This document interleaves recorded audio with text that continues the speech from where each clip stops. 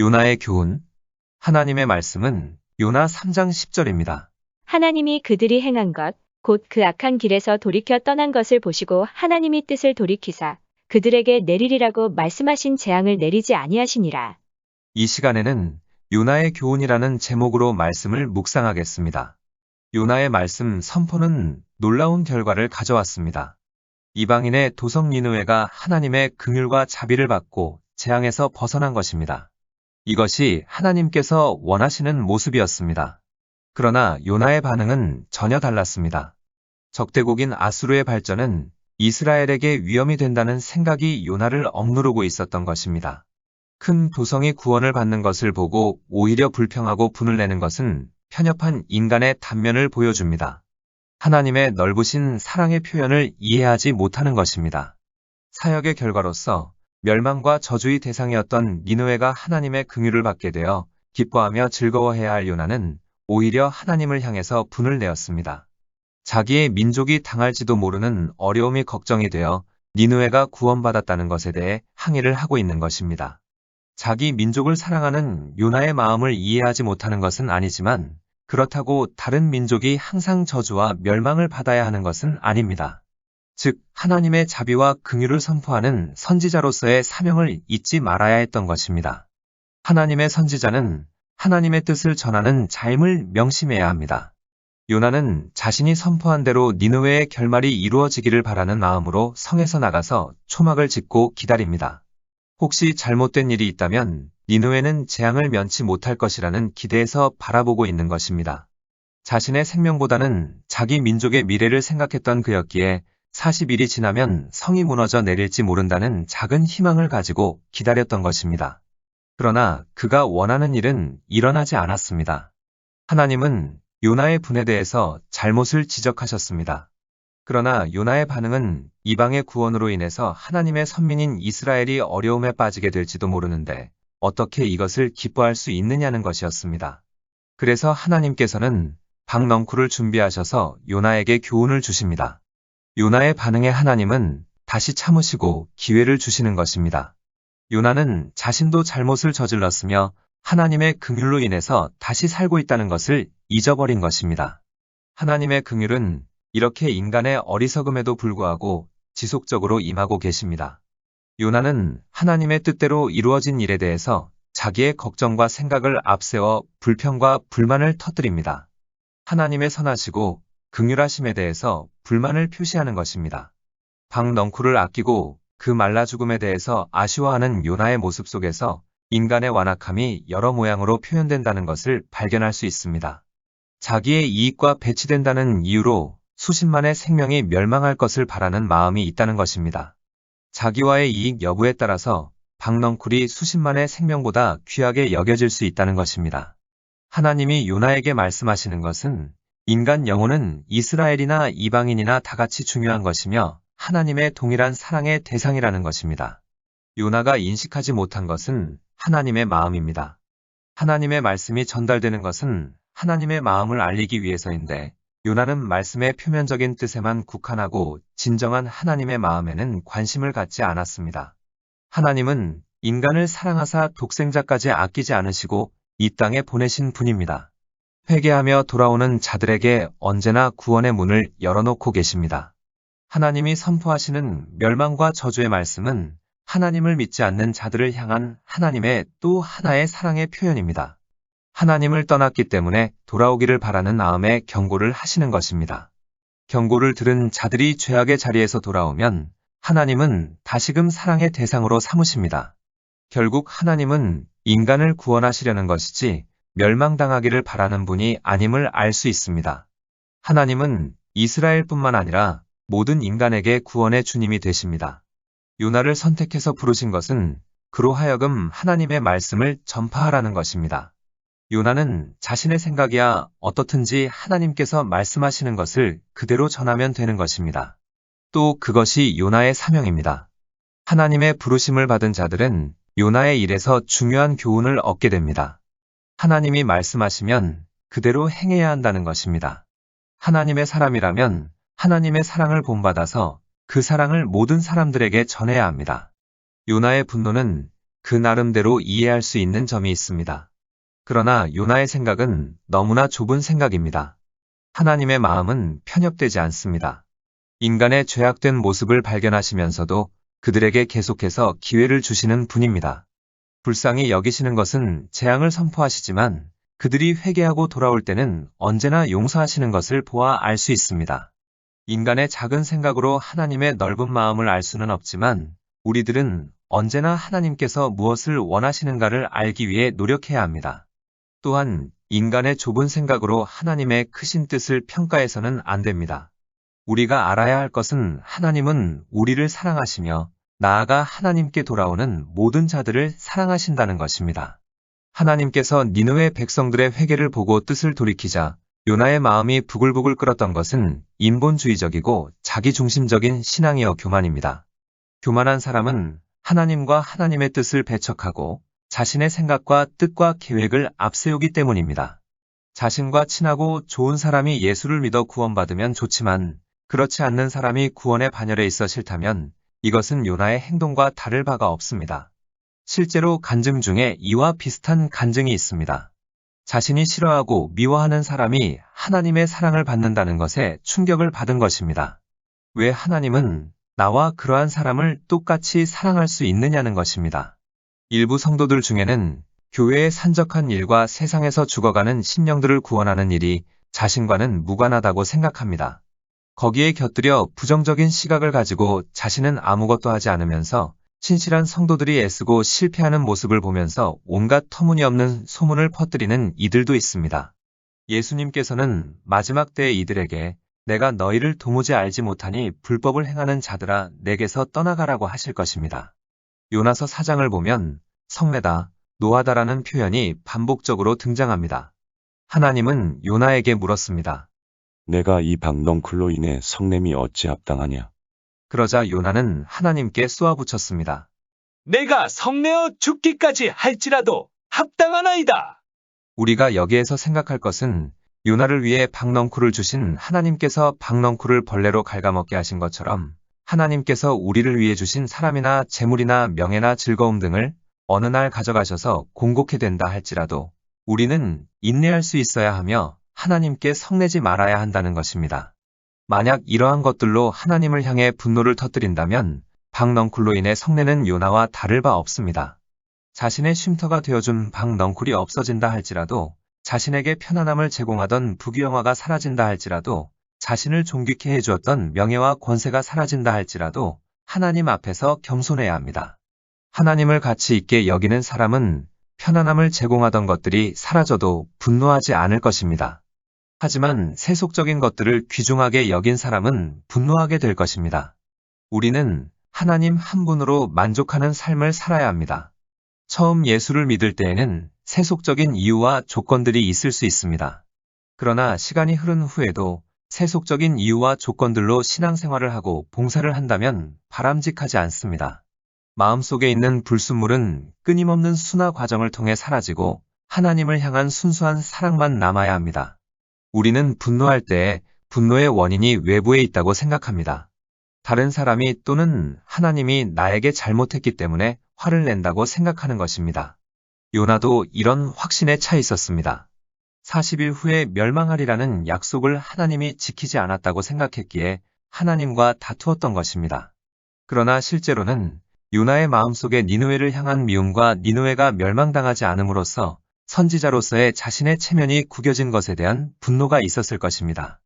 분노는 외면적인 것보다 내면적인 것으로 그 속에는 악함이나 무능력이나 어리석음이 숨어 있습니다. 분노의 경로를 주의 깊게 추적해보면 우리 내부에 있는 잘못으로부터 분노가 시작되었음을 알 수 있습니다.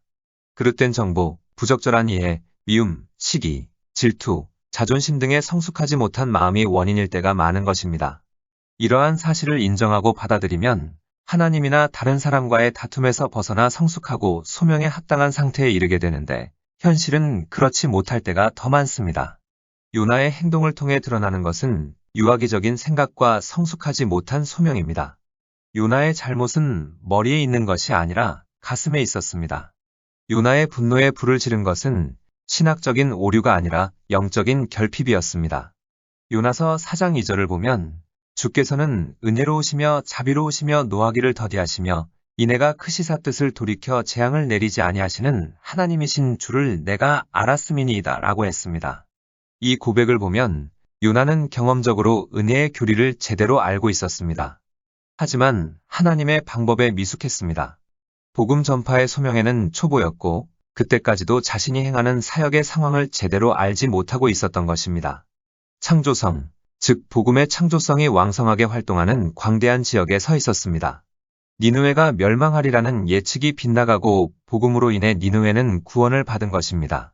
요나는 니느웨의 멸망을 예언했지만 그런 일은 일어나지 않자 복음을 통한 구원의 역사는 깨닫지 못하고 니느웨가 멸망하리라는 자신의 종교적인 직무가 실패했다고 느꼈을 것입니다.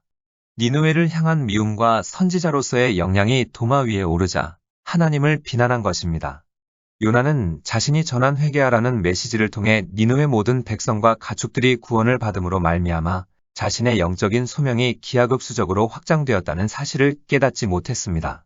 선지자였음에도 불구하고 하나님의 눈으로 니느웨를 보지 않고 자신의 시각으로 니느웨를 보았기에 니느웨의 구원을 기뻐하지 못한 것입니다. 니느웨가 멸망하지 않은 것에 대한 요나의 실망은 영혼을 사랑하는 마음이 결핍되어 일어난 것입니다. 밉고 싫은 사람이 사경을 헤매면 빨리 죽기만을 기다리는데 이것이 바로 요나였던 것입니다. 한 번 천국은 영원한 천국이요, 한 번 지옥은 영원한 지옥이라는 것을 안다면 빨리 죽고 늦게 죽는 것이 문제가 아니라 어차피 언젠가는 한 번 죽는 것, 영혼의 구원을 위해 간절히 기도하게 될 것입니다. 니느웨에 가서 전하라는 하나님의 명령에 순종하여 회개하라고 선포한 것은 칭찬할 만한 일이었지만 요나는 모든 일을 자신의 생각과 욕망을 통해 해석했습니다. 요나는 니느웨가 무너지리라는 계획을 가지고 있었지만 하나님께서는 니느웨를 내가 아끼는 것이 합당치 아니하냐는 뜻을 품고 계셨습니다. 하나님께서는 요나가 상상하는 것보다 훨씬 능가하는 일을 계획하셨습니다. 하나님은 요나로 하여금 놀라운 하나님의 은혜를 경험하도록 그를 니느웨로 데리고 오신 것입니다. 바꾸어 말해 회개가 얼마나 중요한 것인가를 어떠한 죄인이라 할지라도 회개하고 하나님 품으로 돌아오며 회복하게 된다는 진리를 니느웨 사람들이 요나에게 보여준 것입니다. 하나님은 니느웨 사람들을 통해 요나에게 뿐만 아니라 우리에게 회개하라 그리하면 살리라는 메시지를 보내고 있는 것입니다. 구약 성경에 나타난 선지서를 보면 대부분이 타락한 이스라엘 백성들을 향한 회개의 외침입니다. 종말을 살아가는 우리는 이 말씀에 귀를 기울여야 합니다. 회개하라는 말씀을 듣고 금식까지 하면서 회개했던 니느웨 백성들의 지혜를 우리는 배워야 하는 것입니다. 우리는 요나처럼 하나님의 일이라고 진행한 일들이 예상했던 것과 다른 결과를 가져올 때에 실망하고 하나님과 다른 사람에게 분개합니다. 이때에 우리가 생각해야 할 것은 우리는 어린아이의 몸짓으로 움직이지만 하나님께서는 커다란 몸짓으로 우리를 은혜와 자비와 구원으로 초대하신다는 것입니다. 요나는 박넝쿨이 자라 자기를 시원하게 해주었을 때는 만족했지만 박넝쿨이 마르고 뜨거운 태양에 노출되자 신경질을 냈습니다. 요나는 하찮은 감정, 사소한 강박관념, 보잘것없는 안락함, 진부한 불쾌감에 좌우되는 속 좁은 인간으로 전락한 것입니다. 그는 물고기 뱃속에 들어갔다 나왔고 제멋대로 다시스로 가려던 여행을 포기하고 니느웨에서 신실한 사역자가 되겠다고 희생적으로 헌신했지만 자신의 기대가 이루어지지 않자 초조했습니다. 그는 성경적인 소명을 혼동하여 자신이 하나님의 사역에 부름받았다는 사실을 망각하고 하나님을 자신의 직무를 위한 도구로 사용하려 했던 것입니다. 우리 역시 요나와 다를 바 없습니다. 요나처럼 우리는 거만하게 가정과 직장과 사업장과 교회를 자신의 마음대로 좌지우지하고 자신의 뜻이 이루어지지 않으면 분노를 터뜨립니다. 자신의 뜻대로 되어지지 않을 때 분노하지 않기 위해서는 첫째, 모든 생각이 하나님께 갔다가 다시 와야 합니다. 생각하는 것은 삶의 한 부분이고 무엇을 생각하느냐에 따라서 그 사람의 일생이 결정되어집니다. 위대한 철학적 사고는 명성을 얻게 해줄지 모르지만 일상적인 사고의 습관은 성품을 형성합니다. 결국 순간순간 일상적으로 생각하고 느끼는 것이 그 사람의 인간성을 결정하는 것입니다. 그래서 빌립보서 2장 5절을 보면 너희 안에 이 마음을 품으라 곧 그리스도 예수의 마음이니 라고 했습니다. 요나가 예수의 마음을 품었다면 니느웨가 멸망당하지 않음으로 인해 선지자로서의 자신의 체면과 말이 땅에 떨어진다 할지라도 니느웨의 구원을 기뻐했을 것입니다. 고린도후서 13장 5절을 보면 예수 그리스도께서 너희 안에 계신 줄을 너희가 스스로 알지 못하느냐? 그렇지 않으면 너희는 버림받은 자니라고 했습니다. 예수님과 상관없는 삶을 살아가면 우리는 버리운 자가 됩니다. 문제는 우리가 예수님과 상관없는 삶을 살 때가 많다는 것입니다.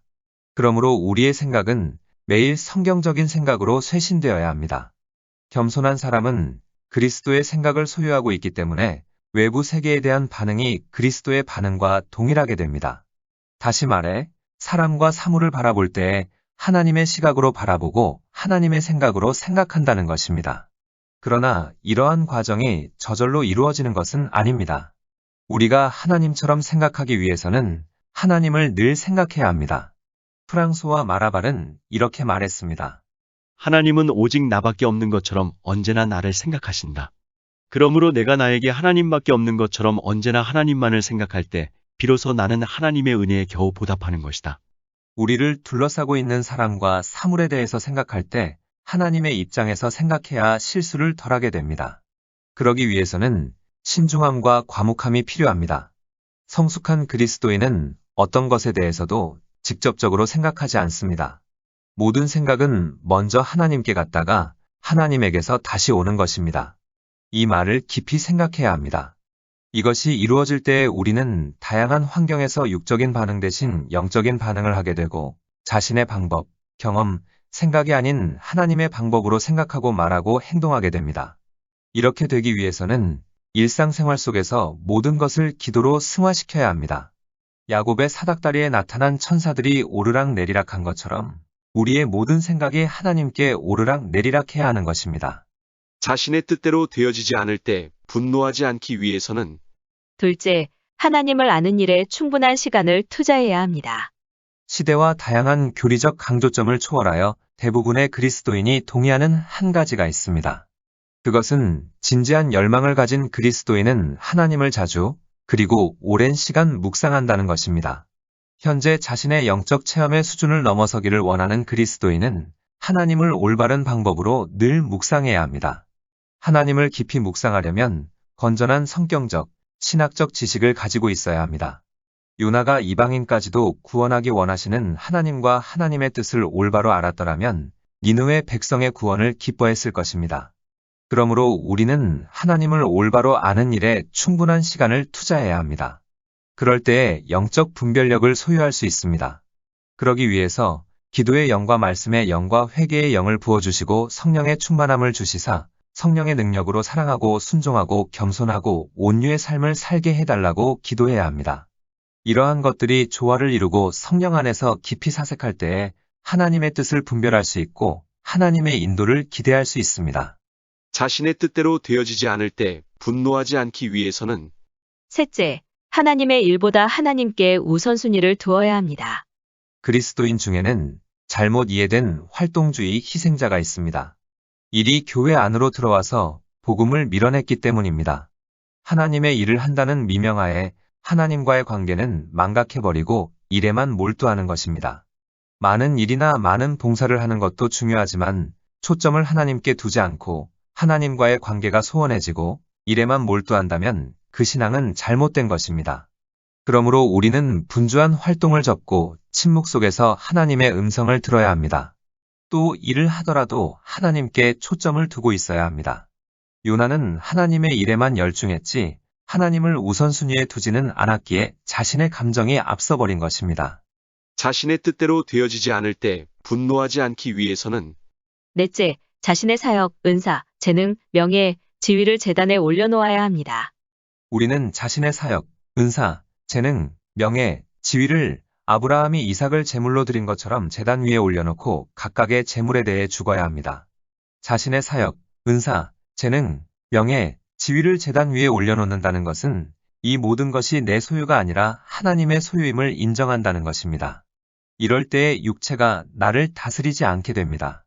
자신의 사역, 은사, 재능, 명예, 지위가 자신의 것이라고 생각하면 자기 숭배에 빠지게 됩니다.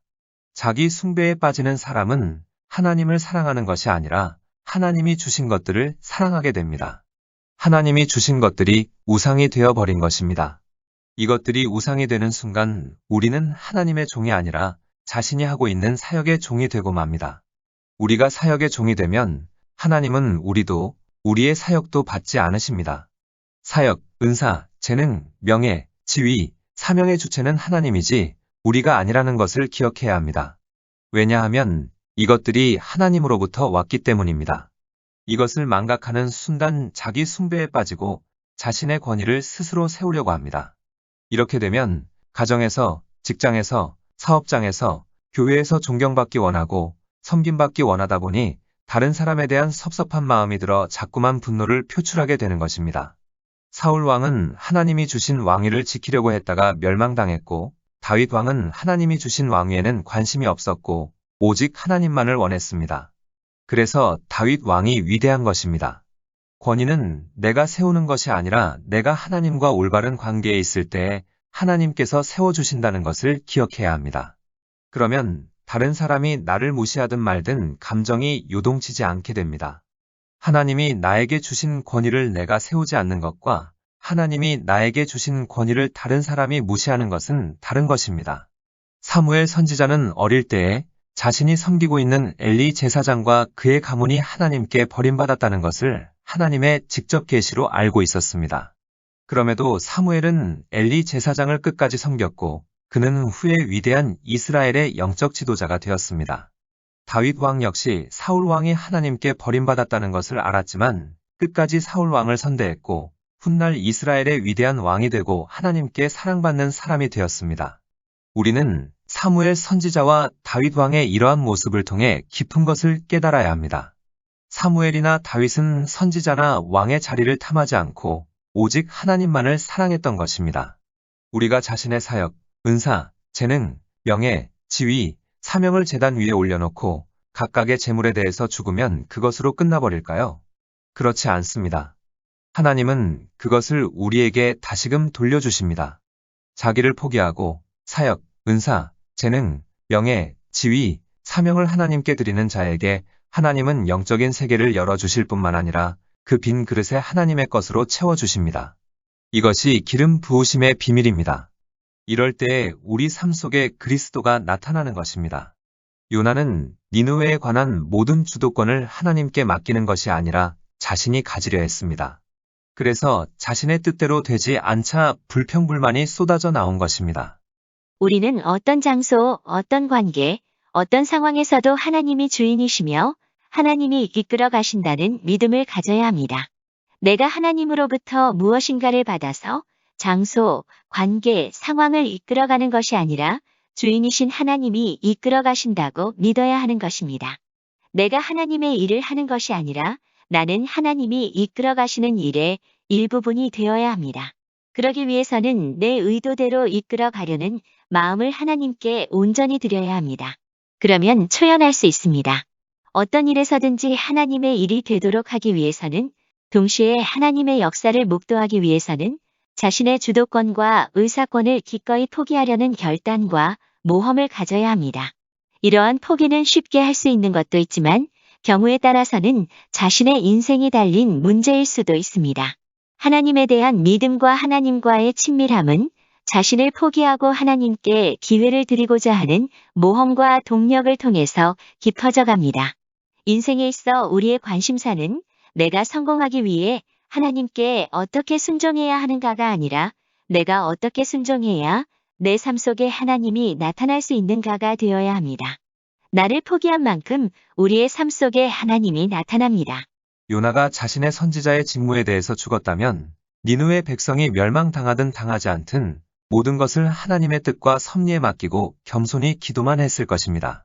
그런데 자기 자신과 선지자의 직무에 대해서 죽지 않았기 때문에 니느웨 사람들을 미워하는 감정이 앞서고 자신의 체면이 앞서고 자신이 하나님이 되어 자신의 생각대로 하나님을 조종하려 했던 것입니다. 우리는 매일 고백해야 합니다. 하나님, 저에게 주신 사역, 은사, 재능, 명예, 지위, 사명은 하나님의 것이지 내 것이 아닙니다. 이것들이 나를 다스리지 않게 하시고 하나님의 선하신 뜻대로 사용하여 주옵소서. 이러한 고백이 반복될 때 우리의 야망은 하나 둘 하나님 앞에서 죽게 될 것입니다. 말씀을 정리하겠습니다. 자신의 뜻대로 되어지지 않을 때 분노하지 않기 위해서는 첫째, 모든 생각이 하나님께 갔다가 다시 와야 합니다. 둘째, 하나님을 아는 일에 충분한 시간을 투자해야 합니다. 셋째, 하나님의 일보다 하나님께 우선순위를 두어야 합니다. 넷째, 자신의 사역, 은사, 재능, 명예, 지위를 제단에 올려놓아야 합니다. 기도하시겠습니다. 하나님, 인본주의적이고 자기중심적이며 교만한 요나가 우리 모습임을 고백합니다. 용서하여 주옵소서. 우리의 사역, 은사, 재능, 명예, 지위, 사명은 하나님의 것이지 우리의 것이 아님을 고백합니다. 이것들이 우리를 다스리지 않도록 도와주시고 사역의 종이 아닌 하나님의 종이 되게 하옵소서. 스스로 자신의 권위를 세우려는 우를 범치 않게 하시고 내가 하나님과 올바른 관계에 있는지를 늘 생각하게 하옵소서. 예수님의 이름으로 기도드립니다. 아멘. 하나님께서는 내 형편이 어떠하든 내 신분이 무엇이든 무슨 죄를 지었든 변함없이 나를 사랑하십니다.